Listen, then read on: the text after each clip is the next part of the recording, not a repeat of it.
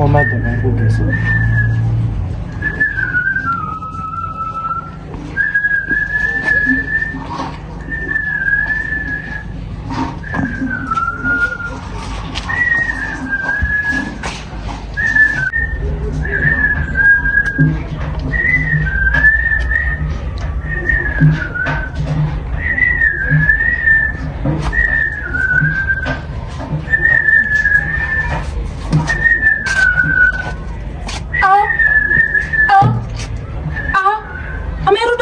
Uchidongorera murume wangu achigeza. Hello. Amai Suzi. Kunyepedzera kudaira foni muri kuitei pa window. Uchidongorera murume wangu achigeza. Aya wangu amai ruda muri kudongorera kwa murume wangu achigeza mu toilet. Muri kuitei kwa imapa. Imi. Network iri kunetsa ndiri kuyedza kufona. Kuseri ku window uchidongorera murume wangu achigeza. Imi. Baby. Uchigeza na mai ruda muri kuita sei kwa imimi.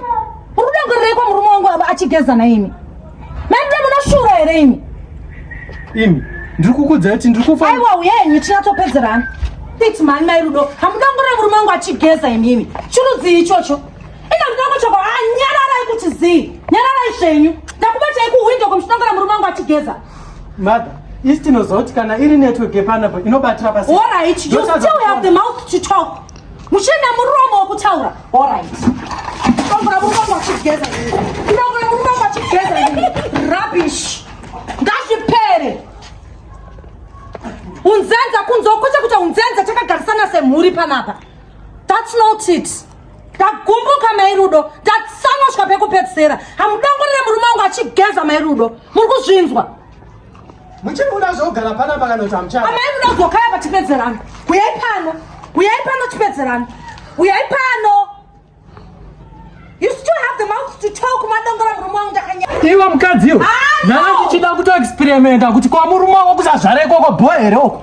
Ezvino wambotiti mwai. Pamwe ndakutokupea kutoti zviite futi mushonga wakwasi. Muchogona kutaura. Mai rudo musada kundigumburisa. Musada kutsvaga vamwe munhu anotaurisa. That's not it. It's not good. Hamudongorera murume womwe munhu achigeza mai rudo.